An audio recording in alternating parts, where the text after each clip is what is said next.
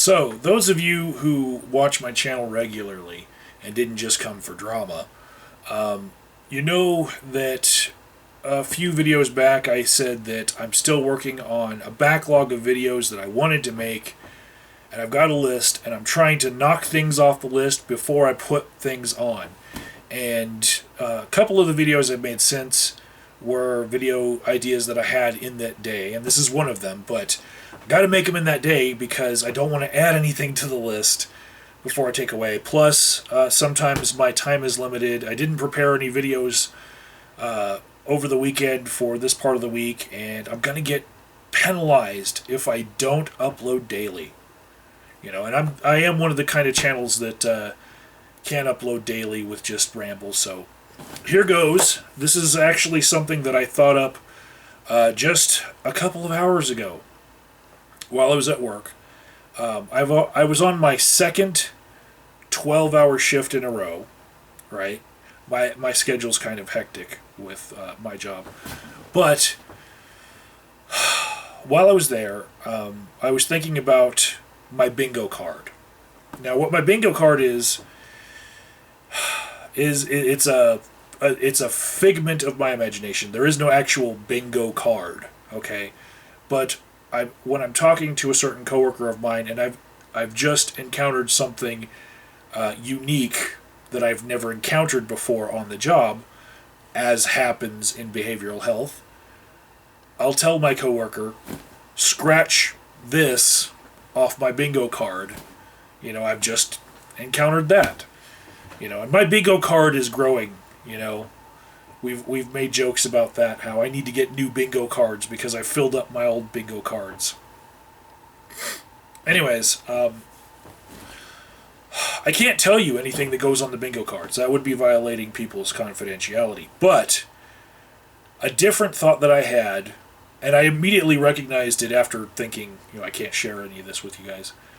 A different thought that I have that I could share with you is I use a system that all behavioral health people who deal with substance use have to use, and in Colorado, and it's called day codes. It's basically a survey that is legally given. It's mandated. Okay, you have to give it to every client as they come into a program and as they leave. You know, there has to be a day code survey done. And that survey has many questions on it, ranging from what was your first day of use of this substance? You know, when did you first use it? How often do you use it? How often did you use it in the last 30 days?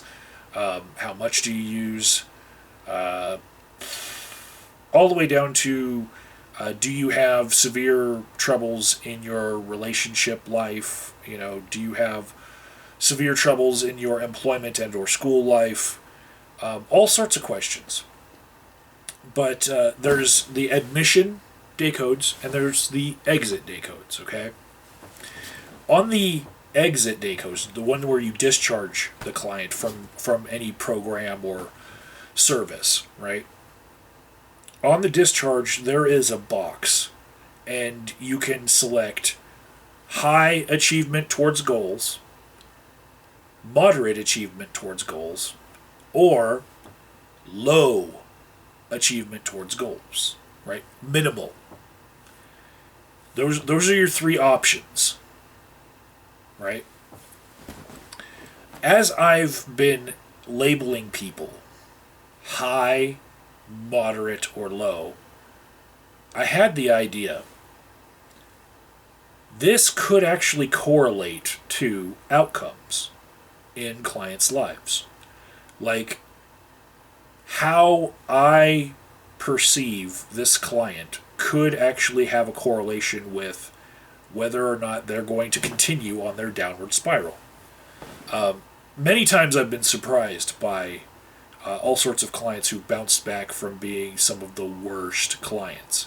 But on the average, I feel like my radar for who's going to be able to right their ships in life and who's just going to be stuck in a rut forever, my radar's pretty good, you know.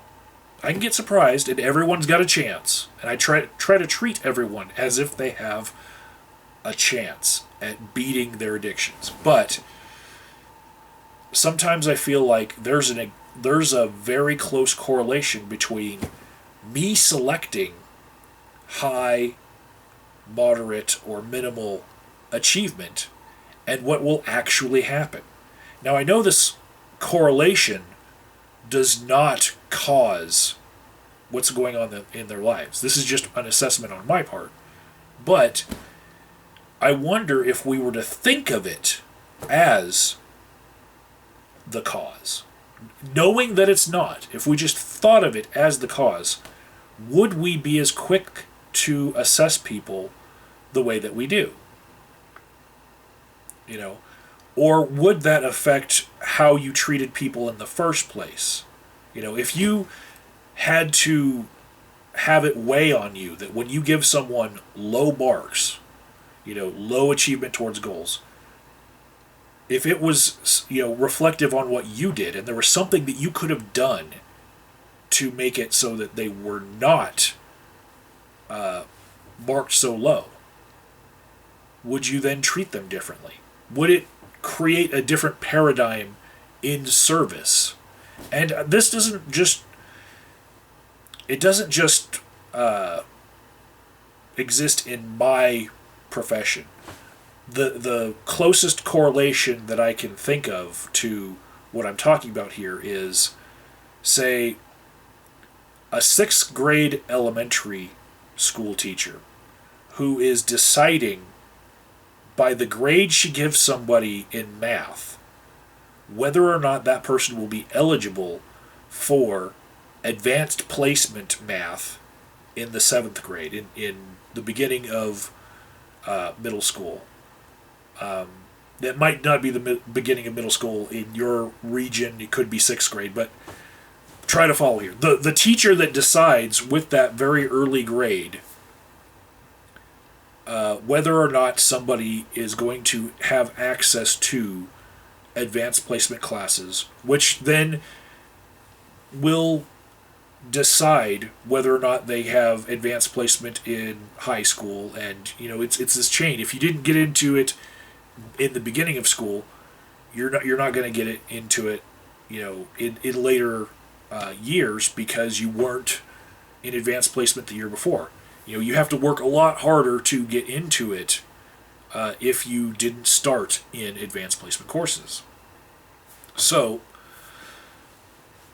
is that something that we need to look at? Like, people, if there was something that was causal, even though they're giving them the grades that they deserve, right? They earned the grades. They're like, if there's something that could be causal about it, how would we change how we're teaching people?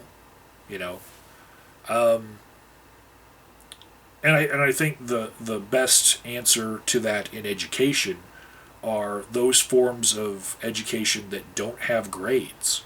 There are actually schools like unschooling that do that. You know, they just let people learn, and then if they pass the test at the end of their high school stay at the unschooling, then they get to graduate, and there's no grades to it. And I wonder, you know, if that might have something to do with some of their successes or failures, whether or not those grades are given. So that was the idea that I didn't want to put on my list of things to do, because the list grows, and I want to make videos about every fucking thing that I want to make about, and I just want to keep the list from growing. So I had to make the video now, even though I'm way fucking tired. But I do want to acknowledge that there are some of you who might be thinking, holy fuck, Agent of Doubt, you just made a drama video and it deserves a follow-up, and rah rah rah, why are you not talking about the last video you just made? I will address one thing from what came out of the comments on that video. It's not a very strong thing, but here we go. In one comment that Dark Matter 2525 left on that video, he was challenging me to chat online, maybe in a Hangout, maybe on Skype, I don't know. But in the very next comment, he says, "Oh, you don't want to chat online, so I'll just leave my argument here." So, this is what happened in my life during that time when those posts happened. It was Christmas Day. I just posted the video, and I acknowledge that I post videos in a manner that tends towards the end of my availability to answer people, be it Dark Matter 2525 or Christy Winters or anyone else that I'm talking about. I do post videos in a dickish way where I might be available for an hour or two after, and then, I'm not there when they want me to respond immediately, right? What happened during those two comments was I went to a Christmas party where I was watching my favorite team, the Steelers, right, beat the Baltimore Ravens and get into the playoffs. And I was enjoying the fuck out of myself, right? And straight from that party, I had to go to work, right? I even posted on Facebook, "Holy fuck, the Steelers are playing and I don't have to go to work," because I've had my entertainment ruined by my work schedule before. Now, being that I'm an addiction counselor and I know a lot about setting boundaries and addictions, I haven't just quit Mountain Dew drinking, which I did on January 4th of 2016, and my anniversary is coming up. I didn't just quit that. I quit the YouTube addiction, or at least the parts of it where it interferes with my life. So when I go to, say, Village Inn with Misty, or when I go to my friend's house to watch a football game, I'm enjoying the interaction that's happening in front of me, and I am not going to check my phone. It's horrible when I see people, like me and Misty will be on a date and we'll actually interact. Then I look next to us and there's people on their phones, just they're right in front of people and they're not fucking interacting with the people in front of them. It's kind of rude, but also you have to draw boundaries between your life and internet life. And I know that there are a lot of you who live on YouTube that watch my channel. I know this shit. Like, you're in Hangouts for fucking 6 to 12 hours. I'm like, how can you do that and have a job? Maybe you don't have a job, but maybe you don't have any interactions in real life. Maybe that YouTube is your life, but holy fucking shit.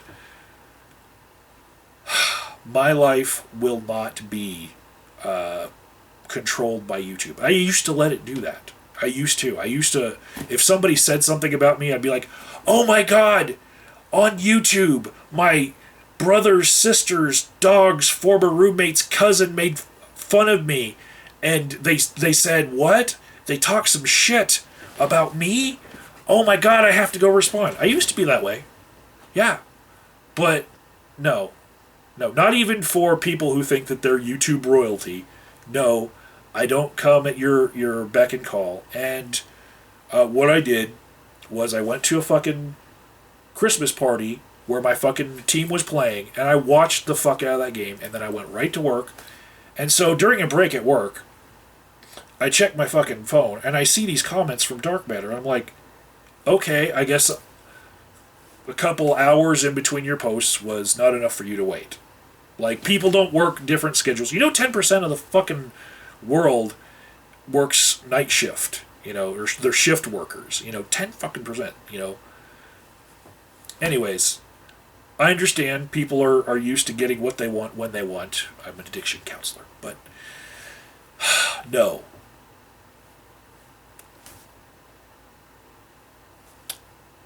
I have only so much time in my life for YouTube. I have a list of things that I do want to talk about. I am not going to let anyone dictate what I'm going to talk about when I'm going to talk about it. But For those of you like Dark Matter 2525, who also in the comments of that video were asking for other sources for me to come forth with, especially with numbers involved, I promise that I will make a follow-up video.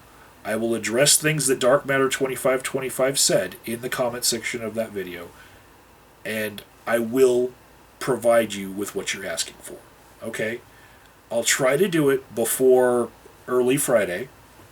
That's when the end of this work cycle that I'm on is going to happen. It'll give me some time to address the little tiny novella that Dark Matter left there, and some of the things that I feel like, you know what, just go to that video and look in the comments and see his rebuttals, especially the plagiarism can be okay if it's popularizing argument. Check that out. But I'll address all of his comments in a video by Friday, and I'll try to make it worth your while to watch.